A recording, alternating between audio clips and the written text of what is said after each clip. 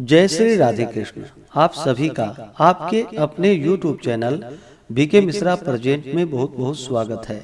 आइए आज आप सब सुनेंगे कार्तिक मास महात्म्य कथा में दूसरे अध्याय की कथा।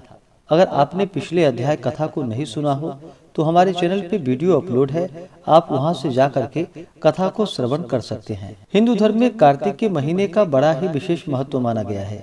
कार्तिक महीने में गंगा स्नान करना, दान पुण्यों का कार्य करना, तुलसी वृक्ष का पूजन करना, तुलसी सिंचन करना, इन सबों का बड़ा ही विशेष महत्व माना गया है तथा कार्तिक के महीने में भगवान विष्णु की पूजा करने से अनंत फलों की प्राप्ति होती है।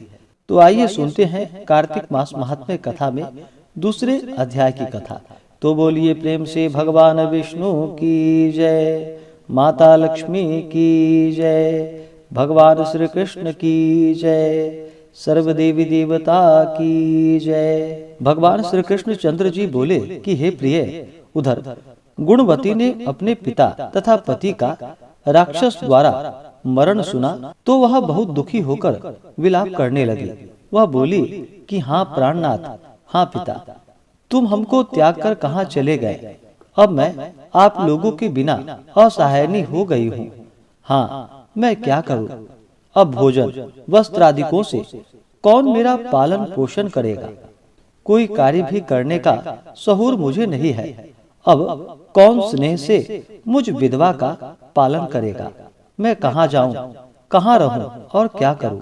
हाँ, मैं ऐसी घृणित हो गई कि मेरे पर दैव का कोप हुआ है। अब मैं किस तरह जीऊंगी। मैं बड़ी पापिनी हूँ। श्री कृष्ण चंद्र जी कहते हैं कि कुर्रे पक्षी की भांति रोती हुई गुणवती व्याकुल होकर वायु से झकझोरे हुए केले के वृक्ष की भांति पृथ्वी पर गिर गई। बहुत देर के बाद होश में आई तो फिर बहुत विलाप कर दुखी से विकल होती हुई शोक सागर में डूब गई।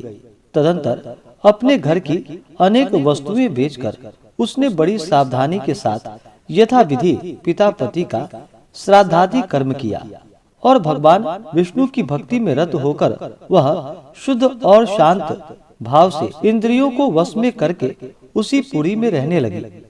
जन्म से मरण पर्यंत वह एकादशी तथा कार्तिक के व्रत को विधिवत करती रही। हे प्रिय, ये दोनों व्रत भुक्ति मुक्ति अथवा पुत्र संपत्ति देने वाले तथा पवित्र और हमको अत्यंत प्रिय है।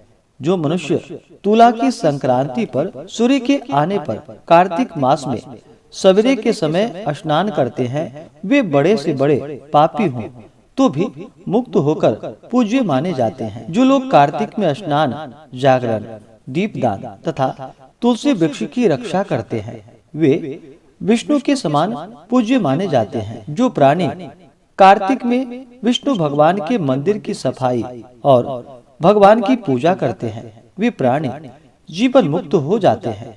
जो प्राणी कार्तिक में 3 दिन भी नियम पालन करते हैं, वे देवताओं के भी पूज्य माने जाते हैं। तब भला जिन्होंने जन्म भर नियम किया है उनका क्या कहना। इस तरह गुणवती मन लगाकर प्रति वर्ष कार्तिक का व्रत और भक्ति पूर्वक विष्णु भगवान की आराधना करती रही। एक समय की बात है, गुणवती रोग के कारण दुबली और ज्वर से पीड़ित थी। इस दशा में भी धीरे धीरे गंगा स्नान को गई। वह जल में स्नान करने को उतरी तो ठंडक से कांपने लगी। उस विह्वल अवस्था में भी उसने गगन मंडल से आते हुए एक विमान को देखा। उस पर शंख, चक्र, गदा और पद्म आदि विविध आयुधों से युक्त तथा विष्णु रूप धारण करने वाले विष्णु के पार्षद विद्यमान थे। गरुड़ की ध्वजा से युक्त और अप्सरा गणों से सुशोभित उस विमान पर गुणवती को चढ़ाकर चबर डुलाते हुए विष्णु गण उसे वैकुंठ ले गए। उस विमान में बैठी हुई वह प्रदीप्त अग्नि के समान लगती थी। इस प्रकार वह कार्तिक व्रत के प्रभाव से मेरे निकट आ गई। बहुत समय बाद जब ब्रह्मादि देवताओं की प्रार्थना से मैं इस लोक में आया, तब मेरे साथ मेरे गण भी आए। हे भामिनी, ये सभी यादव मेरे गण हैं। देव शर्मा विप्र जो उस जन्म में तुम्हारा पिता था, वह इस जन्म में सत्राजीत यादव हुआ और उस जन्म के तुम्हारे पति चंद्र शर्मा अक्रूर हुए हैं। तू वही दुखित गुणवती है। उस जन्म के कार्तिक व्रत के पुण्य से ही मुझे तुम अत्यंत प्यारी हुई हो। उस समय मेरे मंदिर के द्वार पर जो तुमने तुलसी का बगीचा लगाया था, उसी के पुण्य से आज तुम्हारे घर कल्प वृक्ष सुशोभित है। तुमने जो पूर्व जन्म में कार्तिक मास में दीप दान किया था, उसी पुण्य से इस समय देह में शोभा है और तुम्हारे घर में लक्ष्मी का वास है। उस समय तुमने जो व्रतादिक पति स्वरूप भगवान को अर्पण की थी, उसी के फल से इस जन्म में तुम मेरी भार्या हो। जन्म से लेकर मरण पर्यंत जो तुमने कार्तिक का व्रत किया था, इसी से कभी भी हमारा तुम्हारा वियोग नहीं होगा।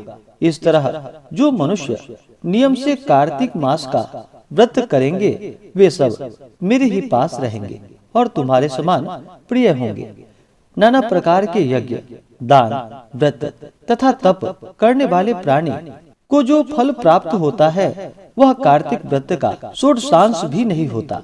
अपने पूर्व जन्म के पुण्य के प्रभाव का वृतांत सुनकर सत्यभामा बहुत प्रसन्न हुई और संसार के आदि कारण स्वरूप भगवान श्री कृष्ण चंद्र को प्रणाम करके बोली।